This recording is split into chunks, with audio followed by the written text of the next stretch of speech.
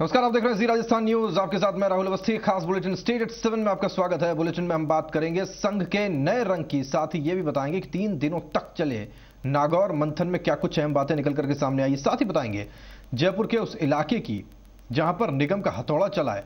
बात जोधपुर के हंगामे की भी करेंगे जहां पर पायलट और अनुराग ठाकुर के समर्थक आपस में भिड़ गए। बात उन दिव्यांग कलाकारों की भी करेंगे जिनके जज्बे को हर कोई सलाम कर रहा है। लेकिन सबसे पहले बात करेंगे संघ के बड़े फैसले की। अब संघ के कार्यकर्ता नए रंग में नजर आएंगे। जी हां, नागौर में आरएसएस की बैठक में यह फैसला हुआ है कि अब संघ के कार्यकर्ता हाफ पैंट, हाफ निक्कर की जगह ब्राउन रंग की फुल पैंट पहनेंगे। आरएसएस की प्रतिनिधि सभा की बैठक संपन्न।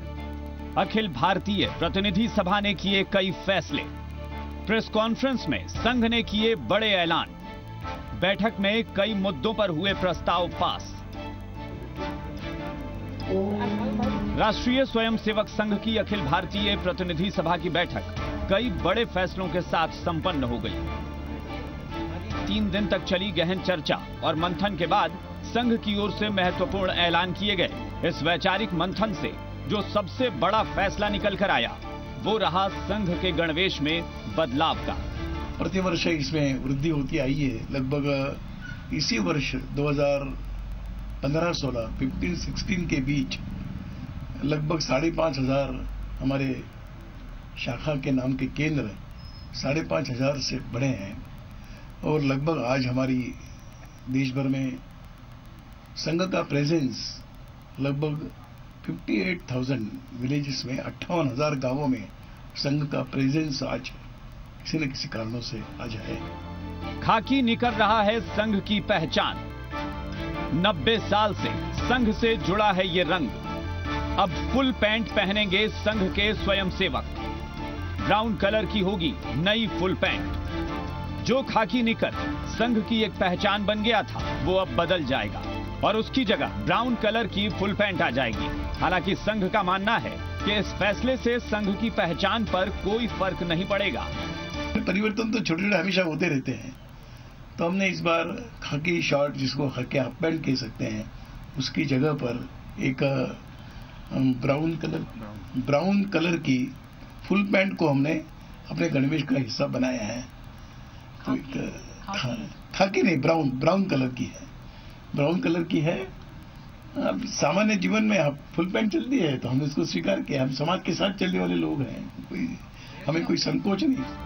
गौरतलब है कि संघ की पहचान एक सामाजिक, सांस्कृतिक और वैचारिक संगठन के तौर पर रही है, जिसके साथ स्वयंसेवकों की एक विशाल फौज है। इतने बड़े संगठन के 90 साल के इतिहास में गणवेश में बदलाव एक बड़ा फैसला है। ये समय के साथ संघ में एक बड़े बदलाव का संकेत है। ब्यूरो रिपोर्ट, जी मीडिया। संघ का फोकस पहनावे पर ही नहीं था, देश के उन तमाम मुद्दों पर भी चर्चा हुई जो देश और समाज से जुड़े हुए होते हैं। संघ ने जेएनयू विवाद और मंदिरों पर महिलाओं के प्रवेश पर रोक पर भी चिंता जताई। संघ का साफ कहना है कि समाज में सामाजिक भेदभाव को दूर करना होगा। आरएसएस प्रतिनिधि सभा ने किया मंथन। 3 दिन के वैचारिक मंथन से निकले कई फैसले। प्रेस कॉन्फ्रेंस में ऐलान से पूरे देश को संदेश। देश हित से जुड़े मामलों पर संघ की सलाह। जब देश में तमाम मुद्दे आग उगल रहे हों, जब देश में देशभक्ति और देश विरोध की बहस चल रही हो, तब देश ही नहीं दुनिया के सबसे बड़े सांस्कृतिक और सामाजिक संगठन राष्ट्रीय स्वयंसेवक संघ ने देश हित से जुड़े मामलों पर विचार करने की बात कही और जेएनयू मामले पर चिंता जताई। सोचना ये चाहिए कि इस प्रकार के वातावरण को पनपने किसने दिया है, का पोषण किसने किया है। और ऐसे विश्वविद्यालय के परिसर अगर ऐसे देश विरोधी गतिविधियों के केंद्र बनते हैं तो ये मैं समझता हूं कि समाज के प्रबुद्ध वर्ग को एक सोचने का, चिंता का विषय बनना चाहिए, न कि राजनीति का विषय। इस वैचारिक मंथन के दौरान आरक्षण जैसे संवेदनशील मसले को लेकर भी चर्चा हुई। इसे लेकर जहां संघ ने अध्ययन और सही सोच पर जोर दिया, वहीं सामाजिक भेदभाव को दूर करने की भी बात कही। और समाज का जब संपन्न वर्ग भी आरक्षण की मांग करता है तो एक लगता है कि एक सही दिशा में सोच नहीं है, ऐसा हम मानते हैं। जो संपन्न हैं जिन्होंने तो अधिकार छोड़ने चाहिए, समाज के दुर्बल वर्ग की सहायता करनी चाहिए, उसके स्थान पर अपने लिए आरक्षण मांगना, मैं समझता हूं कि अंबेडकर जी के संविधान के द्वारा दिए हुए जो अधिकार है उसके संदर्भ में सोच की कमी है, ऐसा मैं मानता हूं। हाल ही के दिनों में धार्मिक स्थलों पर महिलाओं के प्रवेश को लेकर हुए विवाद का मुद्दा भी प्रतिनिधि सभा की बैठक में उठा। संघ ने धार्मिक स्थलों पर महिलाओं के प्रवेश पर रोक को गलत बताया। मंदिरों के प्रवेश की क्या बात है। आज मैं कई स्थानों पर देख रहा हूं कि महिलाएं वेदाध्ययन करती है, महिलाएं पौरोहित्य करती है, महिलाएं सब प्रकार के धार्मिक कृत्य करने में आगे हैं। प्रवचनकार, सन्यासिनी महिलाएं इस देश के अंदर है, तो कहां पर किस प्रकार का विरोध है। आंदोलनकर्ताओं का भी केवल एक संवेदनशील वातावरण बनाना और एक राजनीतिक दृष्टि से इसे आंदोलनों को सोचना, ये भी उचित नहीं। संघ के इस 3 दिन के गहन मंथन के दौरान बीजेपी अध्यक्ष अमित शाह की मौजूदगी ने भी बड़े संकेत दिए। संकेत ये कि संघ द्वारा उठाए गए सारे मुद्दों पर सरकार और पार्टी अपने कदम बढ़ाएगी। ब्यूरो रिपोर्ट, जी मीडिया। और आइए संघ के मंथन की कुछ अहम बातें आपको बता दें। बड़ी मंथन यहां पर चला और संघ ने सबसे बड़ी बात गणवेश को लेकर कही कि अब खाकी हाफ पैंट को बदलकर ब्राउन फुल पैंट को गणवेश में शामिल किया गया है। संपन्न वर्गों का आरक्षण मांगना गलत है, संघ का कहना है। जेएनयू मामले पर भी मंथन हुआ, इसे भी लेकर चिंता जताई गई। जेएनयू की घटना को बेहद चिंताजनक बताया गया।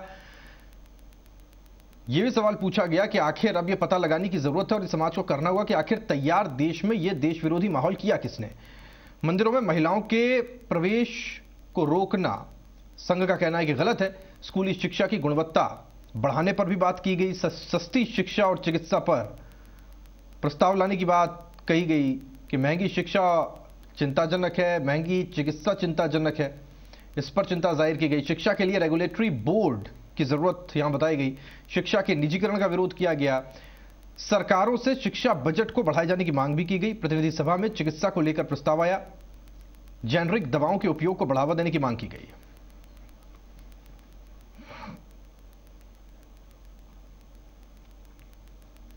उधर जोधपुर एयरपोर्ट पर कांग्रेस और बीजेपी कार्यकर्ताओं के बीच में हंगामा हो गया। ये शोर किसी बात या मुद्दे को लेकर नहीं था। वजह बस इतनी थी कि कांग्रेस कार्यकर्ता सचिन पायलट को रिसीव करने पहुंचे थे तो बीजेपी के कार्यकर्ता अनुराग ठाकुर की अगवानी करने। जहां एक से ज्यादा बर्तन होंगे वहां शोर ना हो, ये भला मुमकिन कहां। फिर जब बात बीजेपी और कांग्रेस कार्यकर्ताओं की हो तो फिर तो हंगामा लाजमी है।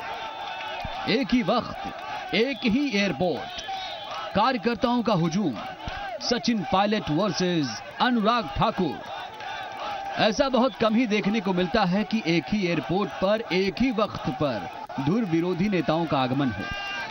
जोधपुर एयरपोर्ट पर अपने अपने आला कमान की आगवानी में बीजेपी और कांग्रेस के कार्यकर्ता शक्ति प्रदर्शन करते नजर आए।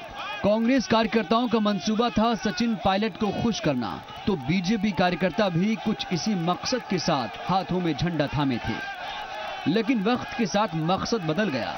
एक दूसरे के कार्यकर्ता हंगामा करने पर उतारू हो गए। सचिन पायलट और अनुराग ठाकुर को ये भले ना अच्छा लगे, इससे इनके कार्यकर्ताओं पर शायद कोई फर्क नहीं पड़ता। ललित सिंह, जी मीडिया, जोधपुर। जोधपुर में कार्यकर्ताओं के भिड़ने से जहां हंगामा हुआ तो वहीं राजधानी में निगम का हथौड़ा उन लोगों पर चला जिन्होंने अवैध रूप से अतिक्रमण कर रखा था। शनिवार को शुरू हुई निगम की कार्रवाई रविवार के दिन भी जारी रही। इस दौरान संजय बाजार के हटवाड़ा बाजार में सभी अतिक्रमणों को हटाया गया।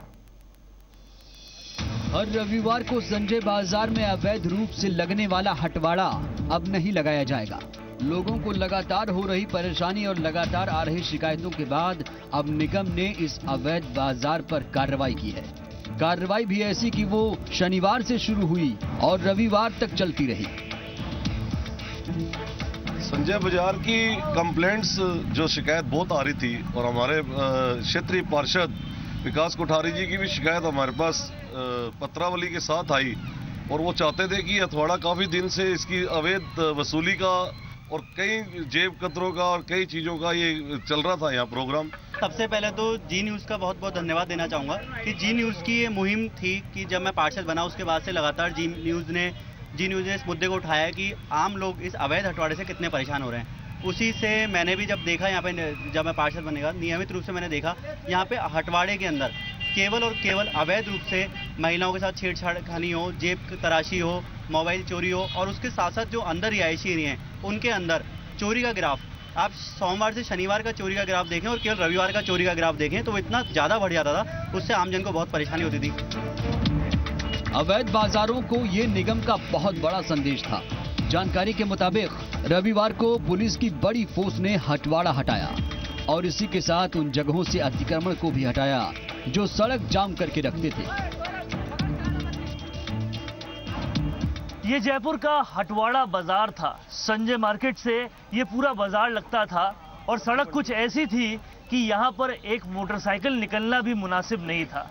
निगम का कहना है कि पब्लिक की परेशानी पूरी तरह से दूर करेंगे और सारे दुकानदारों से समझाइश करके ये पूरी कार्रवाई की गई है। इस कार्रवाई की सबसे अच्छी बात यह है कि यहाँ विरोध का एक कतरा भी सामने नहीं आया है। देखिए, विरोध का कोई मसला नहीं था। हमें जैसे कि अगर प्रभावित यहाँ से परमानेंट करते तो हम विरोध करते, लेकिन हमें उन्होंने यहाँ से थोड़ा बिल्कुल ही नज़दीक जगह थी वो हमें उन्होंने कह दिया यहाँ से हटा के आप यहाँ शिफ्ट कर लीजिए। हमने बिना किसी विरोध के, बिना किसी उसके हमने शिफ्ट कर लिया हमारी दुकानें।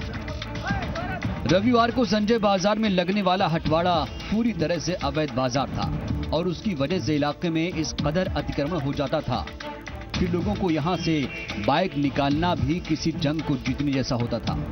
जी मीडिया ने इस मुद्दे को और यहां की जनता की समस्याओं को कई बार प्रमुखता से दिखाया। इस कार्रवाई के बाद लोगों ने जी मीडिया का शुक्रिया अदा किया। वरुण भंसाली, जी मीडिया, जयपुर। तो निगम अतिक्रमण से परेशान है तो वहीं लोग निगम की कार्रवाई से, तो वहीं प्रतापगढ़ के लोग बदहाल रोडवेज व्यवस्था से। अब हाल ये है कि बसों के अभाव में जिले भर का आवागमन प्रभावित हो रहा है और लोग बसों की राह देख रहे हैं। प्रतापगढ़ में यूं तो केंद्रीय बस अड्डा साल 2008 में ही बनकर तैयार है। 21 बसों के साथ बस अड्डा शुरू तो हुआ, लेकिन इसका नतीजा सिफर है। वादा था कि नए रूट के लिए 20 और बसें मिलेंगी, लेकिन मिली सिर्फ 7। नई नहीं, बिल्कुल खटारा किस्म की। मुसाफिरों की सुविधा के लिए 20 नए रूट तय होने के बाद 1 मार्च से बसों का संचालन शुरू किया जाना था। हमारे यहाँ 21 गाड़ियाँ पहले से संचालित है, 20 गाड़ियाँ हमको और अलॉट हुई हैं। मुझे 5-6 गाड़ियाँ हमारे पास आ चुकी हैं, उनको संचालित कर चुके हैं। जो ही बाकी शेड्यूल हमारे पास आ जाएंगे उनको संचालित कर लेंगे। पत्राचार वगैरह हमने मुख्यालय कर दिया है, सभी डिपो से संपर्क में। लेकिन अभी तक बसें ही नहीं पहुंची हैं। ऐसी स्थिति में डिपो का संचालन कैसे होगा, ये बड़ा सवाल है, जिसका जवाब मिलने तक मुसाफिरों की परेशानी बनी रहेगी। प्रवेश परदेसी, जी मीडिया, प्रतापगढ़। और उस बीच एक बड़ी खबर हमें जयपुर के प्रतापनगर से मिल रही है, जहां पर फिर से लूट की वारदात को अंजाम दिया गया है। कार से बदमाश 70,000 रुपए लेकर भाग गए। इलाके में कार्रवाई करते हुए नाकाबंदी करवाई गई है। बाइक सवार ये बदमाश थे और जगतपुरा के 7 नंबर बस स्टैंड की वारदात बताई जा रही है। एक बार फिर से प्रतापनगर में इस लूट की वारदात का मामला सामने आया है। कार के शीशे तोड़कर इस वारदात को अंजाम दिया गया।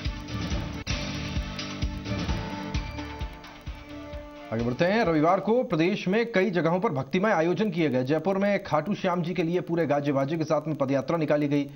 डूंगरपुर में जैन समाज की ओर से आयोजित ज्ञान गंगा महोत्सव का आगाज किया गया। अलवर जिले में मुंडावर कस्बे में 31 वर्षीय गौ एवं पर्यावरण चेतना पदयात्रा निकाली गई। वहीं झालरापाटन में फागोत्सव की धूम देखने को मिली।